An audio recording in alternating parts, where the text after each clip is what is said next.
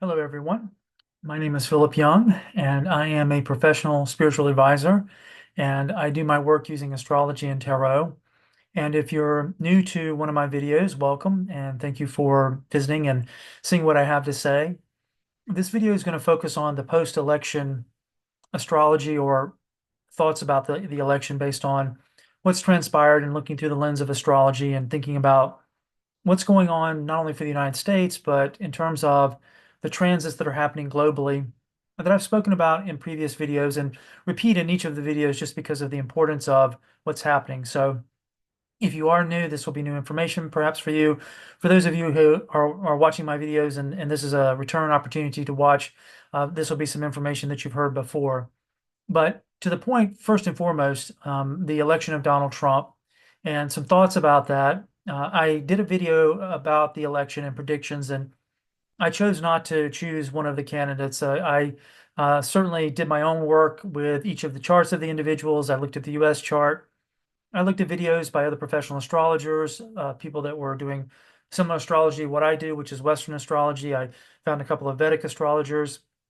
Various people thought it would be Harris. Various people thought it would be Trump. The people that thought it would be Trump got it right. I didn't think that it was necessary to try to anticipate that. I did see that it was very possible for either of the candidates to win based on what was going on astrologically. What I will say that I do think there are a couple of very significant things that I want to share that are just part of paying attention to how the world's operating at this particular moment. I do think that the election of Donald Trump in the short term was the safest outcome we could have hoped for. I do feel confident with the transits that were going on, especially if you follow astrology. You may have heard people talking about a Mars and Pluto opposition, which actually was exact on November the 3rd, but started to wane after November the 3rd. So by November the 5th, the transit was separating, it wasn't as intense. Now, as it turns out, this particular interaction is going to happen two more times. What I will say is that the outcome being the safest possible result with Trump winning is because had Trump lost, I do think there would have been violence in the country. There would have been disruption. There would have been aggressive action by his followers, the people that supported him. And I think that could have been very, very dramatic if it had turned out that Trump had won the popular vote but lost the Electoral College. I think that would have resulted in something even more dramatic and violent that could have come out of it. So the issue of violence is percolating, is present. It's present in a more general sense. It isn't simply Trump, but I do think Trump certainly creates an energy that amplifies that. And that's part of the nature of his sort of design himself is to have a sort of a fighter's kind of mentality, an aggressive type of mentality. So I don't think he's in any way not shown that in his process of doing things. So I do think in terms of what we could have hoped for that kept the peace, the result was that case. Now, the other thing that I think is very important, significant, is that Trump did win the popular vote. In many ways, it's going to be an interesting it's going to have interesting psychological implications, not only for Trump, but I think for the country in this regard, is that the previous election that he won was always going to have an asterisk beside it in a way. This term having an asterisk is when you put something in the record books, but you indicate that something about it was problematic or difficult or it didn't align in a correct way. The result was true, but how the result was arrived at had a problem within it. That's an asterisk in the history books. And that asterisk was that he lost the popular vote and he won the Electoral College. So the whole presidency could always be said, well, he didn't win the popular vote. He was the leader because of a glitch in the system, which has glitched many times. I mean, Trump isn't the first person to have it be the situation where he got into office by the Electoral College and did not get in because of got in even against the popular vote. So that's not unusual. But now what has happened is that he has both the Electoral College and the popular vote. So he really does have the mandate of the country. And what's interesting about that psychologically is I can certainly see, oh, well, he's going to be able to do whatever he wants. And no restrictions at all. Some of that could possibly be in play. I mean, certainly he's going to have a much more powerful energy than he did in the previous time that he was president. As to how far he'll take that and how much he can get done, just remember that even when both parties had full control of the House and Congress, they still didn't make any progress because once it got down to the actual nitty gritty of who's going to lose a program, who's going to get something cut, whose people are going to suffer because the person at the head, even if it's their own party, has made promises of making cuts. None of that transpired. We'll see if that happens in this case in terms of alignment, but so far the track record is that even with all three of the different branches, and by not just Congress, but you've got a conservative Supreme Court. Does that mean now that a policy of definitive forward movement can happen? Perhaps we will see. But on a more psychological level, I think what's fascinating is that Trump's approach is, in many ways, he is very much a reflection of American, a quality of American mentality, American society, American mythos, and that is to rebel against the status quo. But now he is the status quo. And I think it's going to create potentially some very interesting results depending on what Trump decides to do with that or how he responds, because no longer is it that he is the president that is going against the majority, even though he was elected in 2016. Now he is the president along with the majority. So the idea is that anything that does happen, good or bad, is going to fall completely on the shoulders of his presidency, which was what he was pursuing. But the thing is that when you think about getting it, and what you're really thinking about is how glorious it's going to be, and not considering what it could mean in terms of, let's say there's no decrease in inflation. Let's say inflation goes up. Let's say unemployment goes up. Let's say a number of factors that are in play don't change. And that means that, in terms of what was promised on the campaign trail, which, look, I think hopefully most people understand that that's theater. That isn't policy making. There's no policy making that's happening while someone's campaigning. That's just whatever can I say to get people to vote for me. And, Trump has definitely tapped into the idea that people are feeling very hard hit economically. And they definitely, rightfully so in a way, can be upset about illegal immigration. Something's illegal, it's illegal. And the people should not be able to get into the country or stay in the country if they've arrived by illegal means when there are so many other people that are trying to do it by legal means. I mean, that's just the rule of law. And I think that he was able to really leverage where people's fears were in a very clear way. And again, I don't think in terms of his approach that he had any qualms about whatever he thought he could promise on the campaign trail that would reinforce that. He promised it. Absolutely, as he should if he wants to win the election.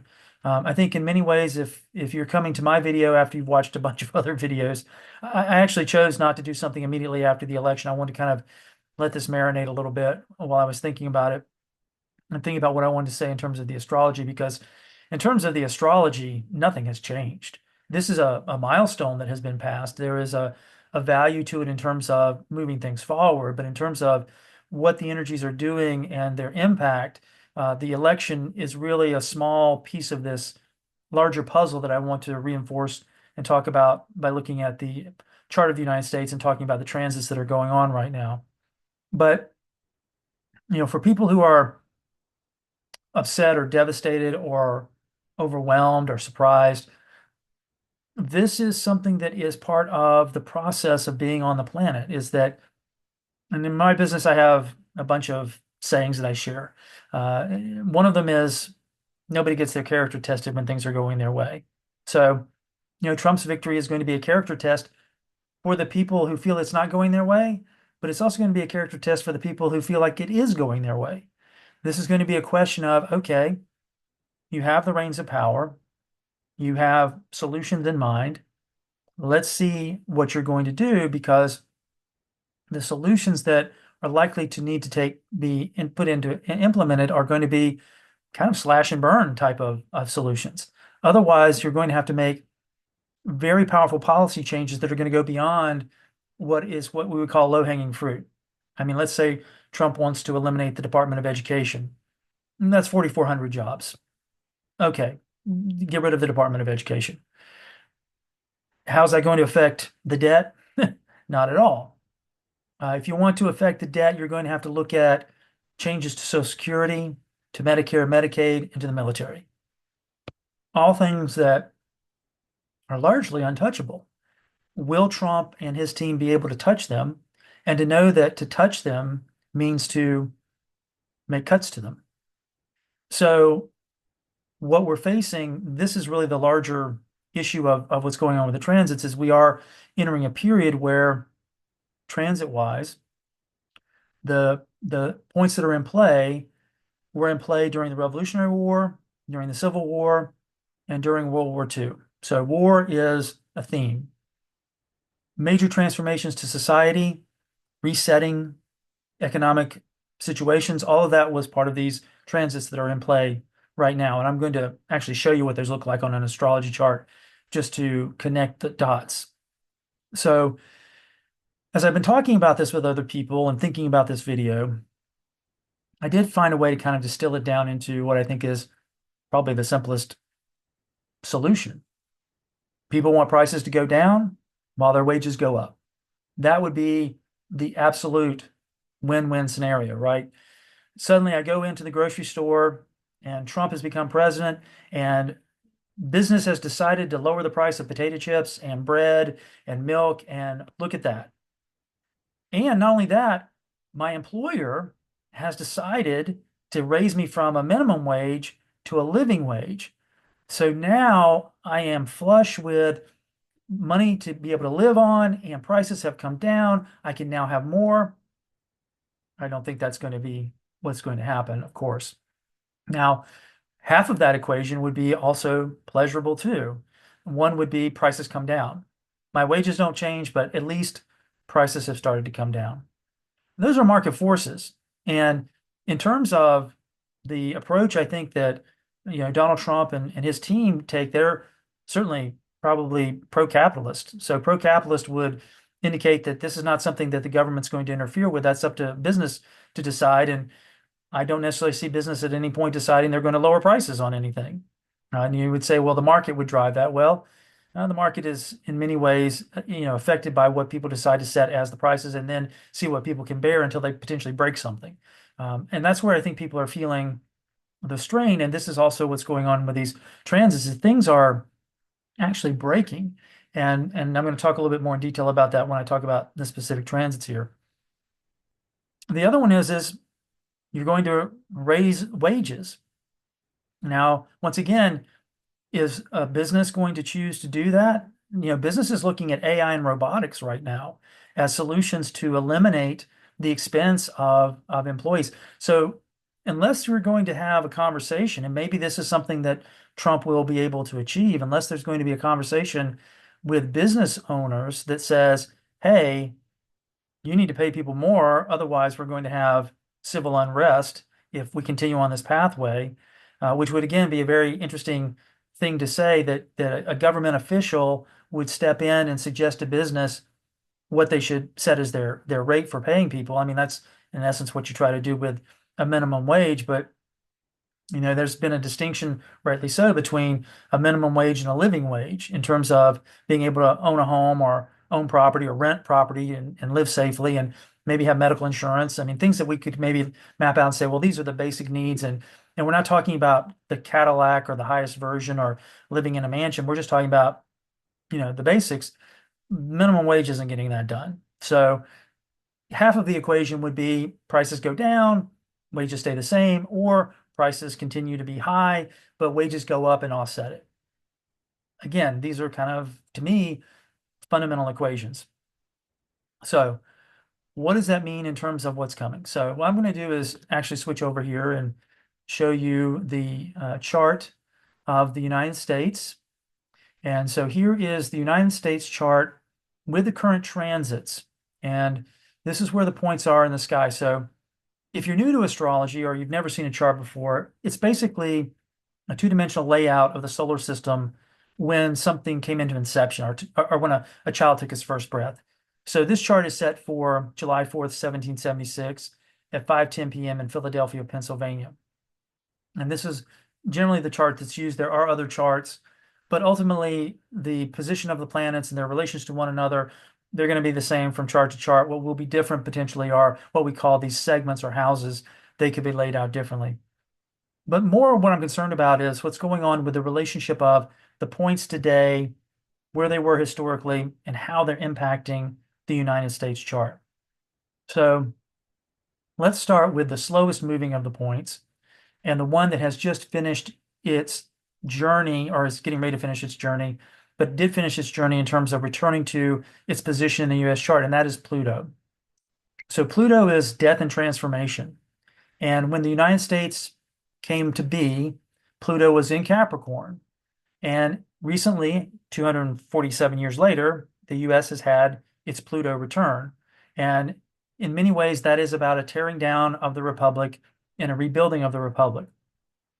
And I think we have been able to acknowledge that that is largely what is happening. It's a shift in which, the standing power of the United States, the structure of the United States is going through this revolutionary type of change. Now, Pluto will permanently exit Capricorn on November the 19th and enter Aquarius, which Aquarian energy does have to do with new society. It has to do with the idealization of thought. And so this can be possibly a more egalitarian, a universal type of society, or one of the shadow sides of Aquarius is fanaticism and authoritarianism or dictatorship. So we're teetering on that edge energetically, not just in the United States, but all around the world. This is where that revolutionary energy comes from. Now, out of the previous revolutionary energy, there was a move to democracies, representative republic, which is what we have. These ideas in which you've got voters voting in large, and the people that are voted in take on the power. They're voted out, new power comes in. We're not talking about the monarchy. We're not talking about dictatorships. But this is the crossing of the line, and we're in that crossing of the line position.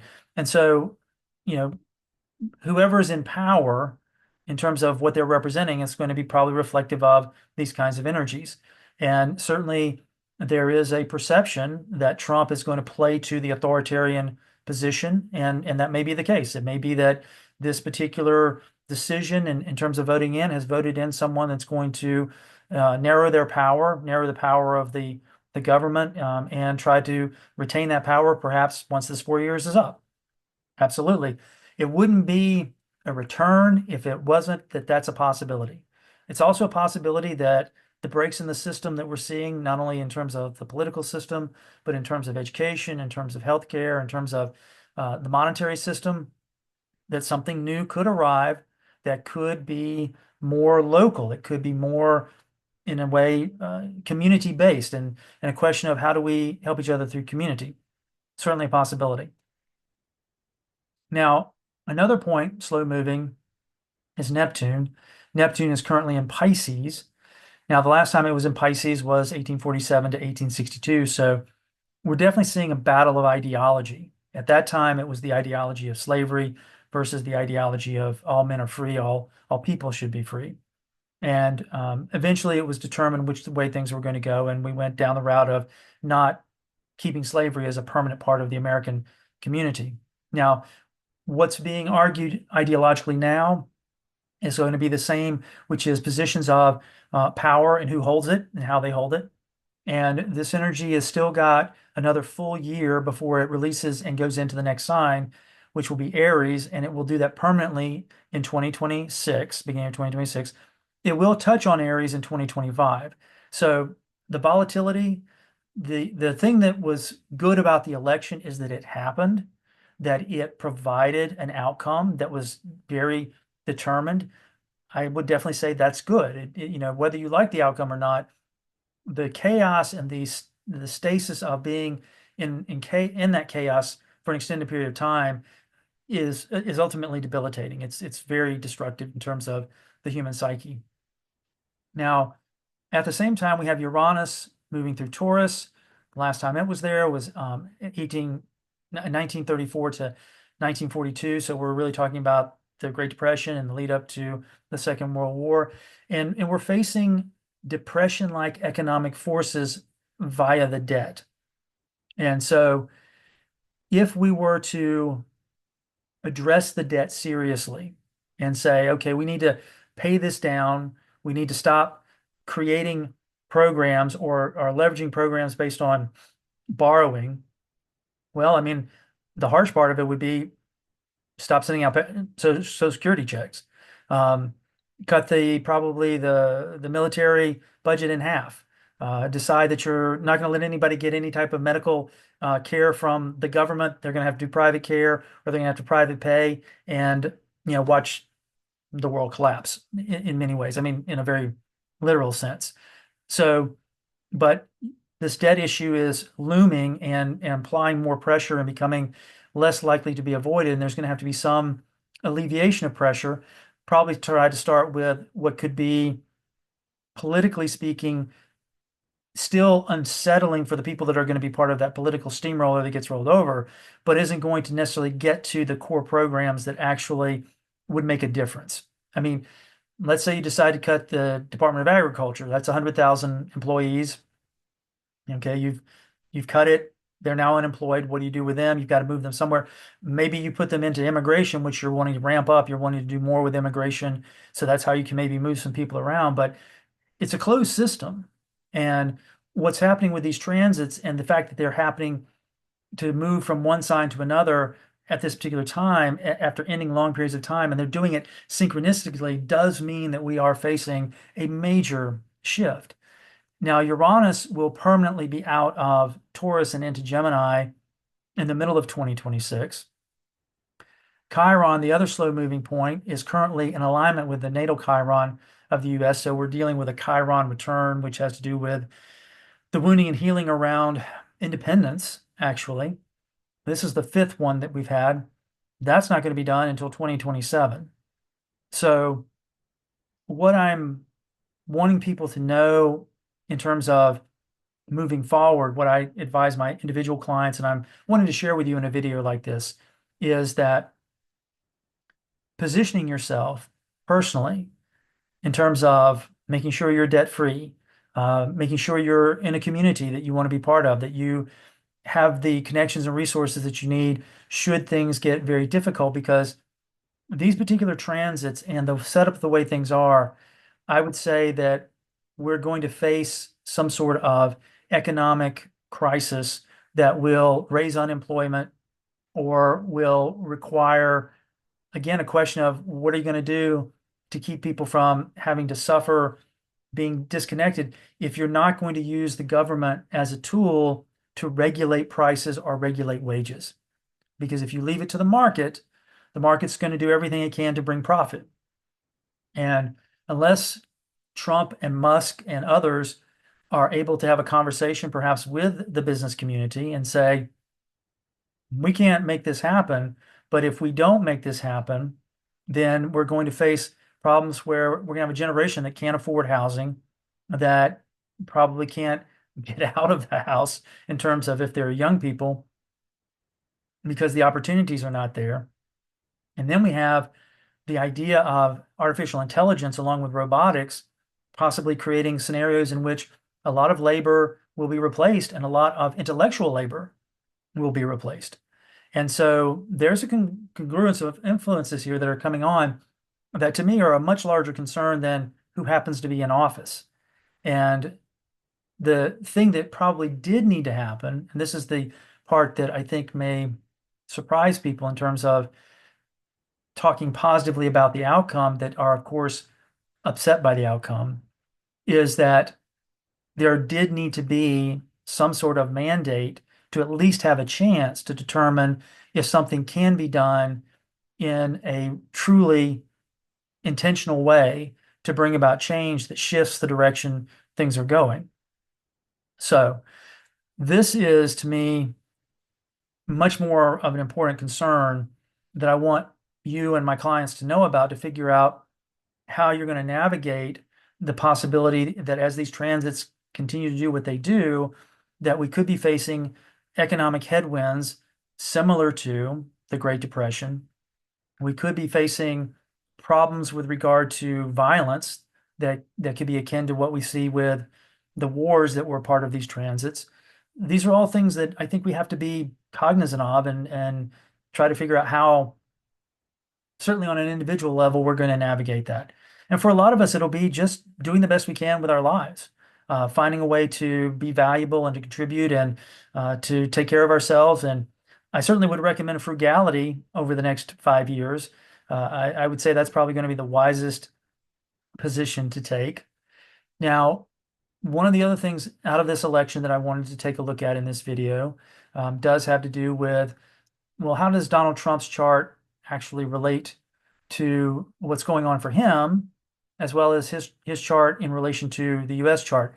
So this is Donald Trump's chart and the transits, and Trump has got his own set of challenges that he's going to face regardless that have to do with his personal astrology. Probably the most dynamic is Uranus here is in a square with his Mars and his ascendant. And what's interesting, I did take a look at the assassination, and on that date, Mars itself was conjunct Uranus, squaring with his Mars and his ascendant. And in terms of that kind of volatility, it's going to be in play until Uranus really gets out of Taurus, which won't be until middle of 2026. So Trump's got a lot more to deal with in terms of a volatility that I think is going to show up also in terms of what's going to be happening with the economy that he is not probably going to be able to have any actual control over. And so his Uranian energy is also very close to his midheaven. So shock to the system, winning the presidency or losing the presidency would have achieved that Uranian energy. In this case, he won it. But he also has, Jupiter right now moving backwards. It's actually going back over Uranus. So this Uranian energy theme is very, very significant, and it does have to do with shocking opportunities as well as shocking outcomes. Mars is actually going to retrograde and go back into Cancer and to move back over these 2 points. One of them is Venus, which is his health, in fact, as well as his relations with other people, and Saturn, which is his view of reality. So there's a very good chance that, he's going to come into some really difficult situations with regard to what he sees as what he wants to accomplish and the ability to actually get it accomplished. This health issue also shows up in another way where Chiron is right on top of Hygeia. Hygeia is an asteroid that I use that has to do with health energy. And so Chiron moving over that, which is the wounded healer, again, raises this question of, that he needs to be taking care of his physical health. Maybe he will be able to be in a better position now that the election's over, but I really don't think that's going to be the case in terms of the kind of work that he wants to accomplish and the personalities that are involved. And the truth of the matter is some pretty hard decisions that are not going to be very well received if he goes through with them. And again, I want to reiterate that things that were said during campaigning are not policy. So, people are worried about tariffs, people are worried about, what he's going to do to departments.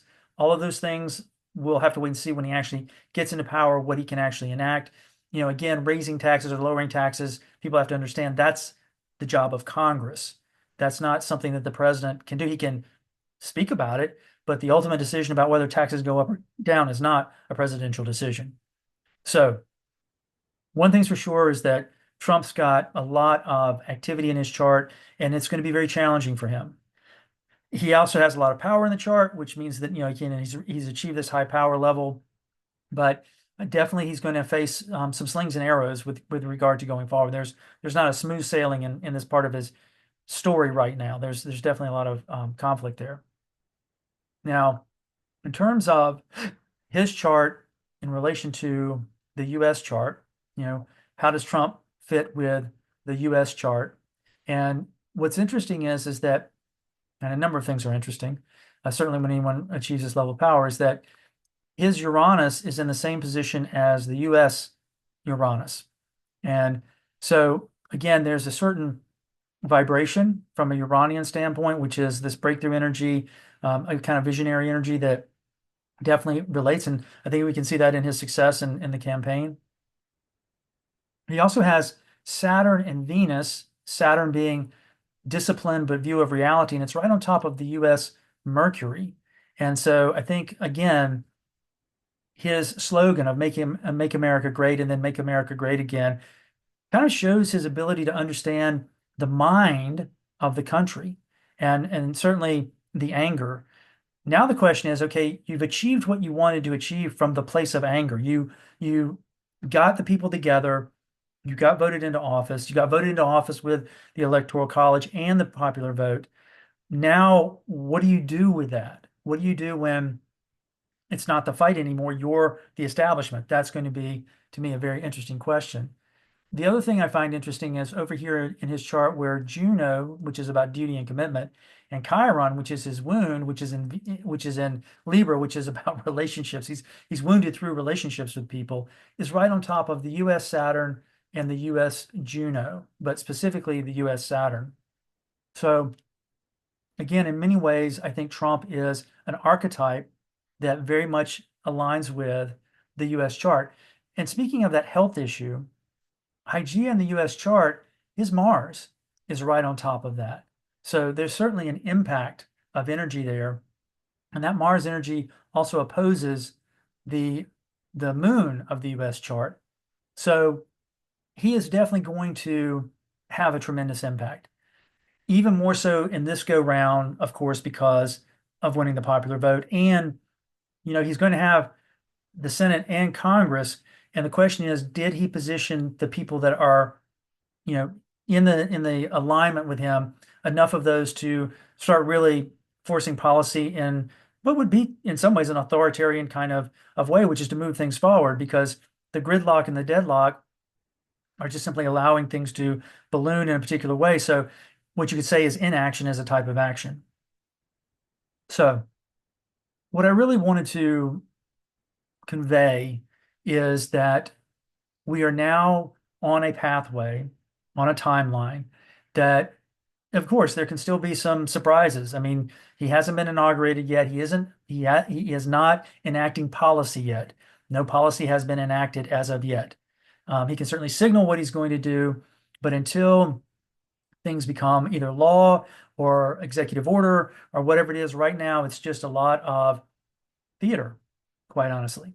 And we will have time to adjust. But the thing I would say with the size of the transits that are going on and what's going on, I really want to encourage anyone that's watching, anyone who might want to work with me or who does work with me, is to remain focused on what you're doing to make sure you're taking care of yourself, that you're contributing to your community, your society, your work, whatever that might be, and to think in terms of, okay, if things really start to get very unstable, again, an economic hit or something, get embroiled in a war in which we actually are potentially sending troops somewhere or we're having to defend something because we haven't positioned ourselves to avoid it. Again, this could be maybe talking about Taiwan in terms of semiconductor. But if not, then the question is going to be, how do we ultimately deal with trying to right the debt situation, which means to a certain extent probably having to live with less. And that is just not something the American mentality is very comfortable with and could be very much a very challenging position to enter. So if you are shifting to a frugality mindset, you'll probably handle these transits better than other people who would like to think that somehow something's going to happen that's going to make it miraculously not be a problem, when in fact there's a due, there is a tax that's due, if you will, on a larger scale. So thank you for watching. I'm sorry it's not more sort of kumbaya, but I do think that, at least from a philosophical standpoint, we're here to be part of this journey. And this is the direction that has been chosen at this particular moment. We'll see where that direction actually leads to and what are our choices and decisions going to be now that we recognize that we need this kind of, in a way, definitive answer, which again, I will say on the scale of things was needed and is ultimately going to be beneficial. And then we'll have to see what plays out once power can actually be enacted. Right now, it's all theory, but we do have a direction. But when the power actually gets enacted, we'll have to see what transpires. And where are you in your life in terms of your own care for yourself, positioning yourself with family or friends or the community that you're part of. I think these things are going to continue to be much, much more important, much more of a grassroots kind of understanding. So, with that in mind, I am going to stop the share and wish everyone well. And of course, if whatever I've shared with you, you think other people would benefit from, please share it with them. I will be doing a cosmic weather report. I do those once a month at the end of the month. So I'll be looking at what's coming up cosmic weather wise for December. I may drop another video in somewhere, but I did want to at least get this one done today.